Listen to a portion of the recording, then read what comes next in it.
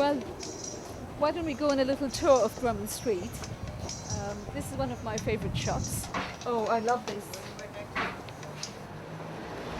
Guavas. I don't know anywhere else really in North London where you get real fresh guavas. So what I just find absolutely amazing is that I could be anywhere in India.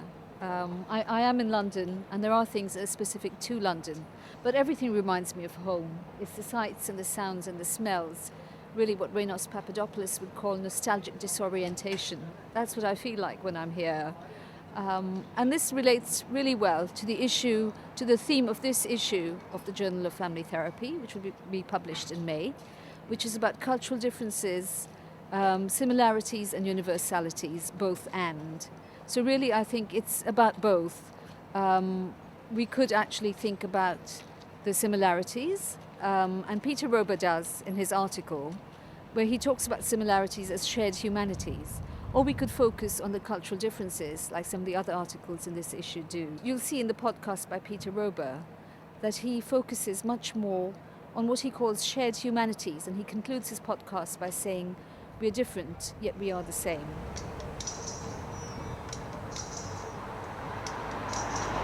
I think that the term shared humanities needs some further unpacking and exploring, because one might ask, who defines shared humanities and whose humanity is it? And it could in fact be used by the privileged to define shared humanities and could in fact be a little bit misconstrued or misused in this way. Hi, my name is Peter Rober. Together with Lucia de Hane, I have written an article on cultural differences and universalities in family therapy practice. It was published in JFT, and with this podcast we will try to clarify some of the points we have been trying to make in that article.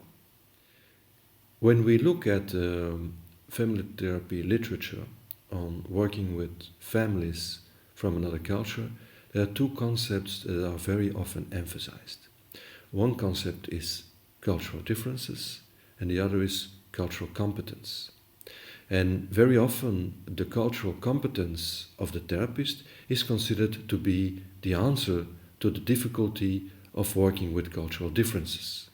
What we want to emphasize in our article is that besides the cultural differences, there also is some kind of shared humanity. There also are universalities that are important when we work with families from a culture different than our own. We are not claiming that we can define what is precisely this shared humanity. We are claiming, however, that if we don't accept the existence of something of a shared humanity, in fact, we are denying to others that they are like us. And in fact, we also are in danger of making them unequal. In order to illustrate what we mean by this concept of shared humanity, we want to refer to a lecture of the Nigerian writer Chimamanda Adichie. In this lecture, she tells the story of her meeting with her roommate while she was studying in the United States. Years later, I thought about this when I left Nigeria to go to university in the United States. I was 19. My American roommate was shocked by me. She asked where I had learned to speak English so well and was confused when I said that Nigeria happened to have English as its official language. She asked if she could listen to what she called my tribal music and was consequently very disappointed when I produced my tape of Mariah Carey. She assumed that I did not know how to use a stove. What struck me was this: she had felt sorry for me even before she saw me.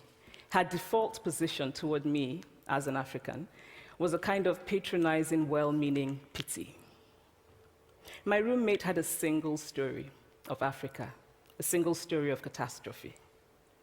In this single story, there was no possibility of Africans being similar to her in any way, no possibility of feelings more complex than pity, no possibility of a connection as human equals.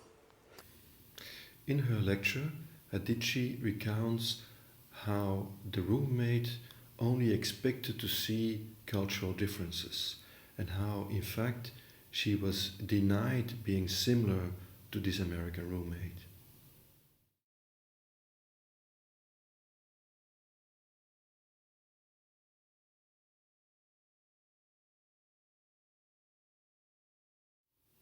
We are not denying that there are cultural differences. Neither are we denying that these differences are very important. What we are saying is that besides these differences, there also are universalities. There is some kind of shared humanity that is veiled by differences. The cultural differences are much more obvious, and the shared humanity is much more difficult to see. In order to illustrate the tension between cultural differences and universalities, we can refer to the differences between cultures in terms of sexuality. Indeed, there are cultural differences in terms of sexuality, in a sense, for instance, that in different cultures, different kinds of sexual behaviors are allowed or not allowed. So this shows that there are cultural differences. However, there is also the universality, and the universality in terms of sexuality is the fact that all societies, all cultures have rules around sexuality. There don't exist any cultures without rules about sexuality. And that's the universality. Universality is that sexuality in some way has to be regulated by cultural norms and rules. This tension between cultural differences and universalities can make a lot of difference towards family therapy practice. Family therapy practice should not be based only on the acknowledgement of cultural differences and on the therapist's cultural competence, but acknowledging the existence of universalities opens space for bridging the gap between me and a family from a completely different culture by focusing on what we have in common. Of course, then the question is, what do we have in common with families from completely different cultures? Well, one of the things we have in common is our humanity. The fact that we are humans and that we try to do the best we can to be good fathers and good husbands and good mothers and so on. Also, the fact that we are mortals and that we have a limited time here on earth to make a difference. And so these are more existential aspects of our meeting families from different cultures that we have in common with them. In fact, very often it is about acknowledging that although there are all these differences, in essence we are the same. So we're really thinking about how we position ourselves in this ongoing debate about cultural differences and universals, or what Peter Rober calls shared humanities. I'd really like to invite you, the reader, to think about the position that you take on these important issues. And I hope that this is a debate that we can carry on. We can start it here and then carry it on online through the AFT Google list.